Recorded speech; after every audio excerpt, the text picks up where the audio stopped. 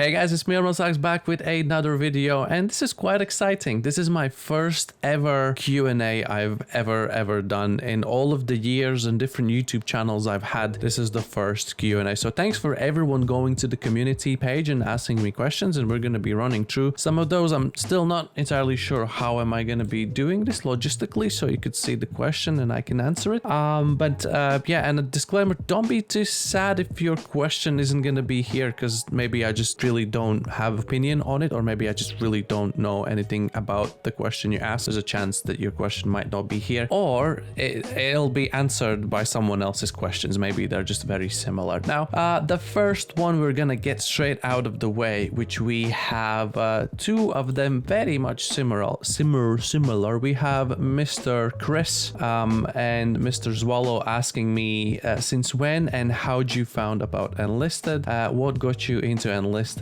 Did you see an ad? Now, I started playing Gaijin entertainment game called War Thunder back in 2015, and that was my main focus. I played it. I put out some YouTube videos on my older channels with very limited success, because War Thunder already had their, established content creators. And then it was 2018. I know there was a heated debate in the comment section about when Enlisted actually was available to play. I'm pretty sure it's 2018, not 2016, but we'll get to that.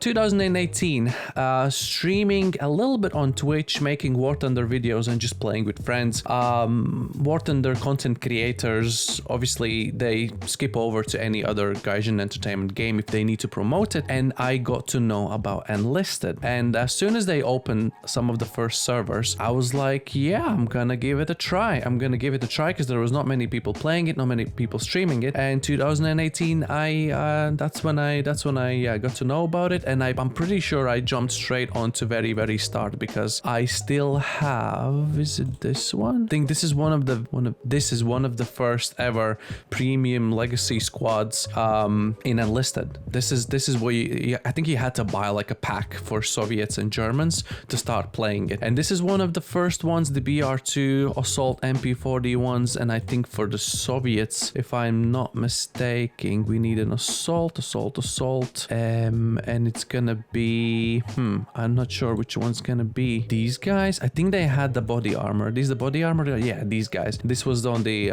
Soviet side, and that's how I got into playing Enlisted. And then obviously they open servers, you play it for a while, and they close them because it's a brand new game and they still need fixing and implementing mechanics and things like that. And it was on and off, and then 2019, end of that, 2020, I kind of switched over fully to Enlisted and kind of dumped War Thunder, and this is where I am still today. Next two questions we have from Mr. Bro Taiwan. What's your favorite low tier weapon? And the other one is, what's your favorite weapon vehicle in Enlisted? So weapon or vehicle.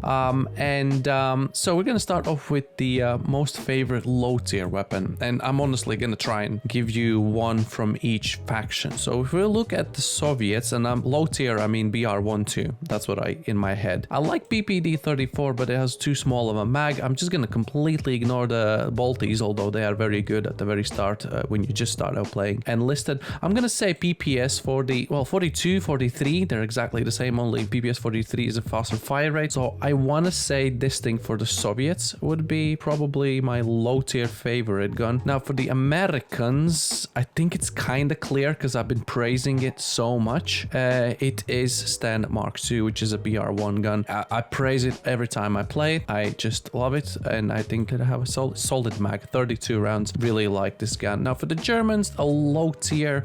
It's funny because I think the weapon has been lower down into the battle ratings, and it's on the very far end. It actually sits in BR-3, quite far off, and it's a BR-2 MP40. I really like MP40, super user friendly. Really like to play it. If I can't pick that, I would say FNAB 43. It's slightly slow, but I still kind of like it. Those would be my lower tier German guns. And for the Japanese, I think the love of my first sight was the S1100, just because it came with a 32 round mag. I played this even when I had grinded like tanks and planes all the way up to like BR4. I was still playing this because I did not grind the SMG line at all. all. So yeah, that was my first love of the site for the Japanese. Now moving on, now every next question is gonna be a little bit more random. Let's have a quick look at this one right here. If Enlisted were to be expanded to include the Cold War, what would you think about it? I would, luckily they don't ask much about the Cold War itself. I would think about it as long as you can implement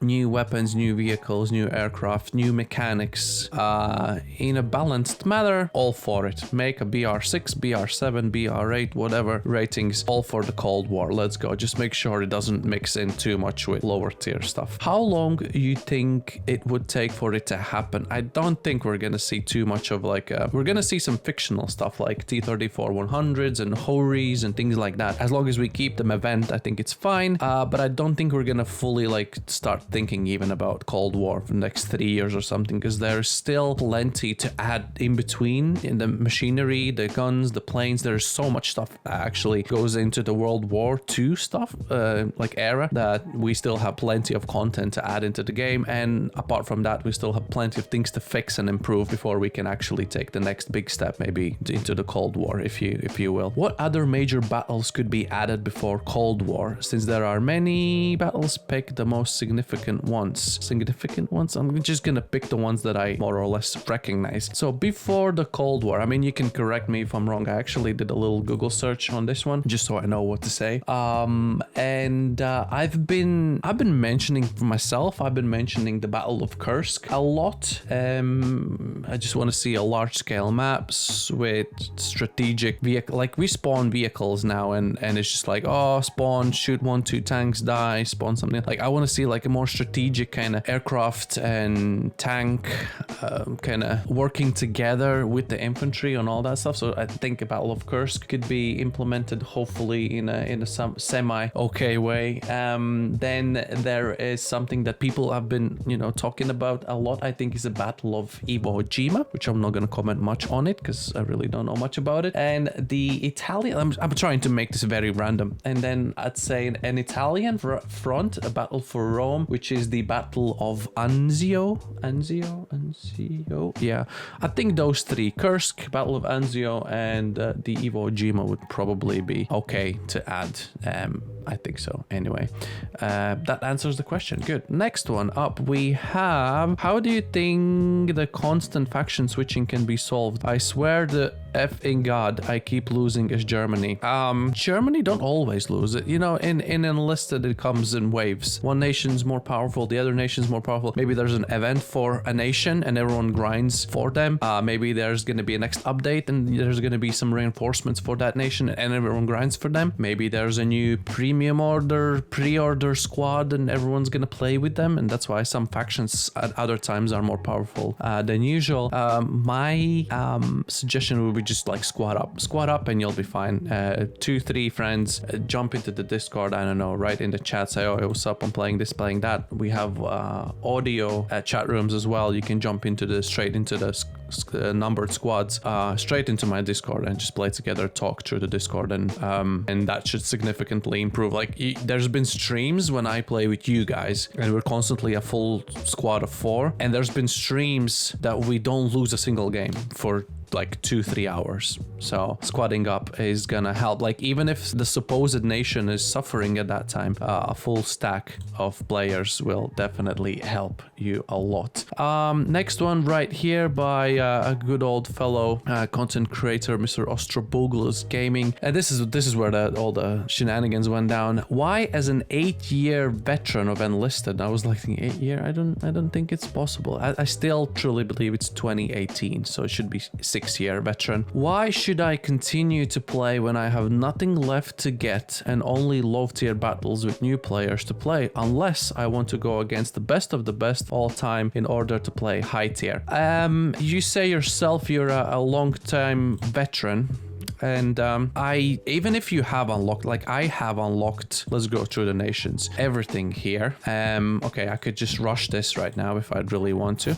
Everything for the US as well. And we have everything for Germany. So there's nothing left for me to unlock unless I play Japan. But I kind of skip Japan usually. I grind it only when I really need to. Now, what should you do? Why would you keep playing if you got everything unlocked? I'll give you 1 good, 2 good, or 3 good points. First of all, this year, for the most of the year, we've had constant event running. There's constant event running, and even if it doesn't take too long to do some of these tasks or get to 20,000 points every 2 days, just log in, do those collectible squads, collectible guns, all of these things that some other people will not have. Like, I don't have many portraits that probably you have, and vice versa. Like, I have a lot of event squads maybe that some other people don't have because they missed out, and then they're like, oh, I wish I could have them. So you can focus solely on getting the collectible stuff. That's one thing. And the other thing, saying that you are a long-time veteran of Enlisted, you are going to be in the same situation where there's going to be plenty of legacy squads that are no longer available for new players here in the Tech 3. And for example, Germany has this many squads, and obviously there's some mixed in with premium squads as well, but generally they are just available in the game. And a lot of them, I know these trash bins are probably the legacy squads that you don't get, but you will have them because you're a veteran player. And I do not believe you one bit that every single squad has been grinded out. Like, that is probably the other thing you can do. You can grind out every single squad, max out. That's going to allow you to do a preset for every single battle rating because you have a lot of good squads. And then for your favorite squads, I would just play and grind the silver, and I would just upgrade all of the possible equipment you have. Anything that's not a 5-star, soldiers, weapons, anything, I would just upgrade fully. And trust me, there's going to be new stuff added to the game and before you even get close to maximizing on everything in the game. So I don't think you're going to run out of like upgrading stuff that soon. So that would be my if you don't want to upgrade stuff and you don't care about the events, then yeah, just wait for new stuff, I guess. Next one, very short one. Room tour when my office space is going to be separate from my living space, because it's a bit tight here at the moment. It's a bit messy. My girlfriend's work desk as well. That's, by the way, the mouse clicking you sometimes hear in my videos when I'm not even touching the controls and you can still hear the mouse clicking. That's my girlfriend working remotely from home at a desk next to me, so she's got a headache from me yelling all the time at home. So yeah, when I have a separate space for only this stuff, then there's going to be a tour of that. Next one, what's your opinion on BR1 Germany? BR1 Germany, let's have a quick look. So some Italian squads, some wheelie boys, some panzers, pasta boy, and this is already BR2. Amazing aircraft here. We have one. This probably be used as bombing runs as well. A good Italian and German fighter. Weapon wise, we have a shorty, couple of good SMGs. That's a BR2 already. I mean, it's overall pretty solid. Like, if you put it against American BR1, I'd say this wins for sure, especially in the tank front, I think. So if the question is what's my opinion on BR1 Germany, then it's very solid, especially now with the new battle rating matchmaking stuff. You only get mostly up tier to BR2. It's really good place to be and really nice place to play the game. Next one, we have Chris. What was the first campaign you grinded? I'm gonna throw it back to when you had to buy the first kind of squad packs to get access to the game. I bought, as I said, the assaultiers for the Germans and Soviets because we only had Battle of Moscow, I think, at the time. I think so, yeah. And I played Germans. Germany was the first faction that I had finished Germany, and I think I was like level 27 or something, 28. What was the last level in the old Enlisted? And I was like level 10 only for Soviets because I grinded the Axis part the most. Now the next one here we have you tried the Gorlo LMG Gold Order semi-auto rifle? I love it on aggressive engineers. If it was a Tech 3, all my soldiers would have one. No, I have not tried it. I just read a forum post saying, someone said in the forum post, it's called LMG, but it's categorized as the semi-automatic rifle, so that felt interesting. 20 round in the mag, never played it. By the name, I'm guessing it's Soviet. Is it Soviet? By the name, sounds like Gorlo LMG. There it is. 14 hit power, 20 round, firing modes auto, and it's a semi-auto rifle. Yeah, something is not quite right with this. I know this is like experimental prototype. I don't think it was like a widely used anyways. And again, I'm okay with prototypes and fictional stuff as long as it's like one-off or special. Like you can't have more than 4 of these. Yeah.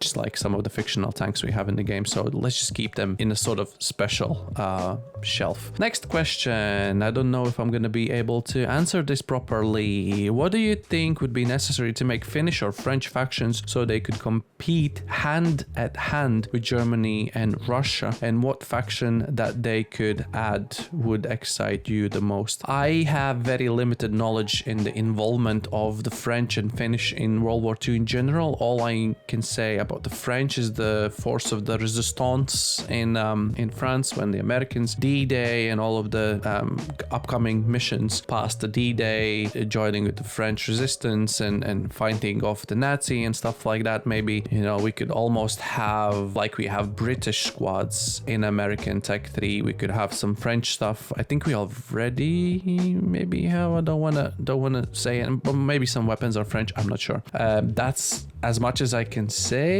What faction? I mean, this scenario, probably the US would go with French, and zero knowledge about Finnish. I know they fought Soviets or something. So that could be a whole new campaign itself. Finnish and Soviets probably. Don't know too much. What's your favorite faction to play? A simple answer. I can willingly find stuff that I absolutely love to play in each of the factions apart from Japan. Don't get me wrong, I can find things that I really like to play in Japan, like some of the assault rifles, some of the auto rifles. The planes are super awesome for Japan, and some of the big MGs are interesting as well. But I just can't get over the jungly maps. I just don't enjoy the jungly maps. It's the same story when I started playing Enlisted. I didn't enjoy Moscow maps one bit. I just did not like the first basic Moscow maps. That's why, yeah, I mean, I played as Germans. We're still in Soviet maps, but yeah, I enjoy Soviets, Americans, Germans. I'll find something that I absolutely love to play.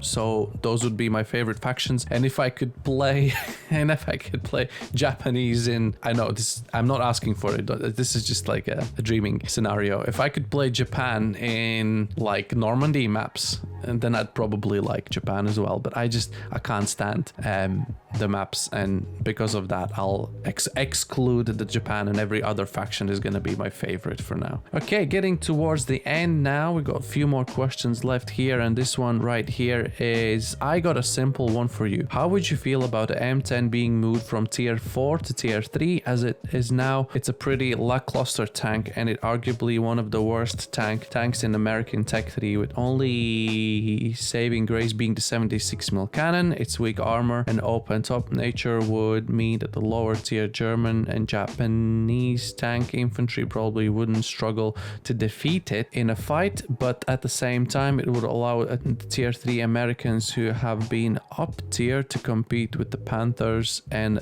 Tigers in a way that the standard 75 Sherman simply cannot. Your thoughts? My thoughts are that now that after the new matchmaking, and I know it's a hit and miss sometimes, in my experience it works actually really well in every single video, but in the commentators and the viewers' opinions, it's a hit and miss quite often. Move it down to BR3.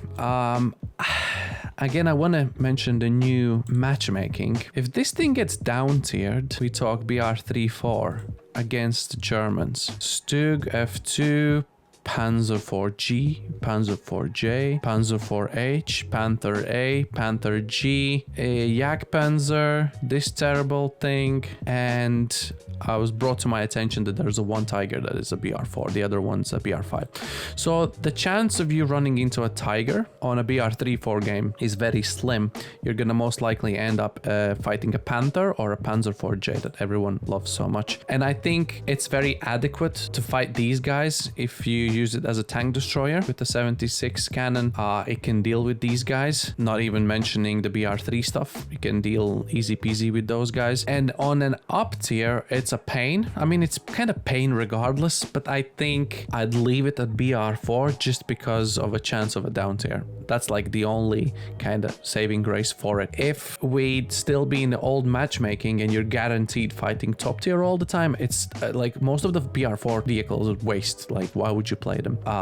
Then I'd say maybe get it down to BR3 and give it some exclusive BR3 matchmaking or something. But at this stage, because you can get down tiers in it and you really, for example, it's your favorite vehicle and you're sad that it's kind of poor at some points, I think it's borderline fine. I think I just keep it BR4 and fingers crossed, pray to RNGesus that you're gonna get a down tier. That's all I can say about the M10, because the cannon is good. The cannon is good. You just need to put yourself in a good position and maybe get a bit lucky.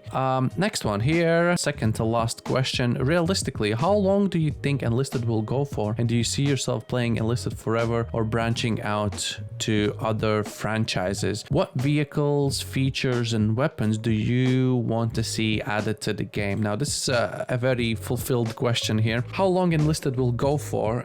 War Thunder is going since 2012 or something, still going strong. So I don't see why Enlisted couldn't. I think there's always going to be some sort of player base. I've seen comments saying that for the FPS shooters, like World War II FPS shooters, for example, on console, this is one of the kind of better options actually. Obviously on PC, we have all sorts of things to play. So I think it's gonna go for long. How long do I see myself playing it? I want to say as long as it feels relatively fun to play, and it's easy for me to say because I can jump onto a stream and I'll always have someone to play with, which is gonna make it fun. So for me, it's like endless opportunities. As long as I play with someone, I will have fun. And at the same time, if it keeps growing and potentially in the future fulfilling my life financially, then I don't see why I wouldn't stay with Enlisted as one of the, I want to say, early content creators. Like I'd be in a level of Fly Daily in War Thunder, I'd be one of the guys in Enlisted, so I don't see why not. Branching out to other franchises, there are games that I'd like to play and showcase, and I probably will at some points, but as a partnership, I'd probably still keep Enlisted because that's my viewership. Like I can post, and I've posted other stuff and it just doesn't get traction at all. People are here for me playing Enlisted, so other franchises is a bit slippy question. What vehicles, features, and weapons do you want to see added into the game? That's probably worth like a separate video as such. Yeah. We can still fill gaps in between all of the existing weapons and vehicles currently in the game. There's tons of stuff in World War II there was, and yeah, we've only uncovered a tiny bit of that. So I'm not gonna mention in particular. I'm saying that's like a topic for a whole another video. And last but not least, I like some questions with some good humor. Which plane is best for dogfighting, and why is it BF-109? I'm gonna put it out this way. If you're not memeing, but you're playing the appropriate level against the appropriate level, if you tell me the BF-109 at, let's say, BR5 is the best fighter, I will take my LA7 and we can catch up in a battlefield and see which one's a better fighter.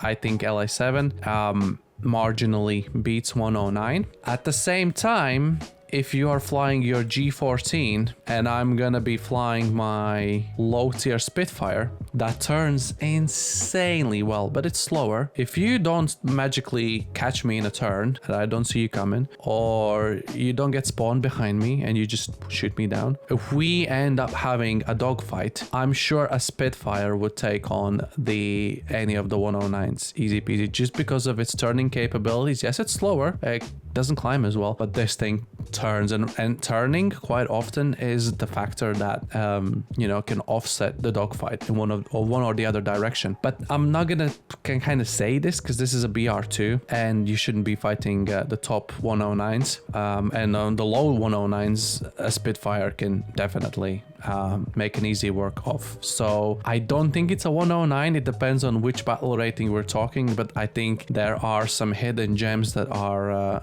better options. Obviously, these guys are not gonna fight the 109s, but these are really good. And when I say these are like one of the best fighters in the whole game. And when I run into a Spitfire in the Pacific campaign, when someone's brought a freaking Spitfire to BR5 game, I struggle, instantly struggle.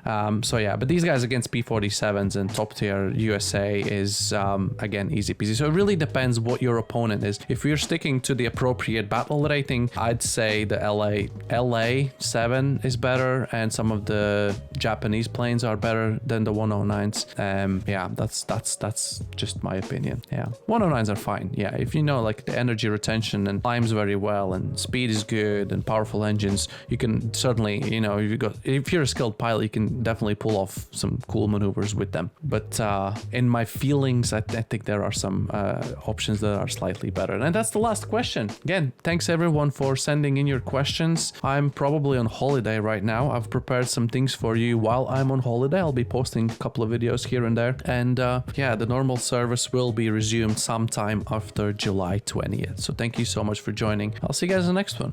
Goodbye.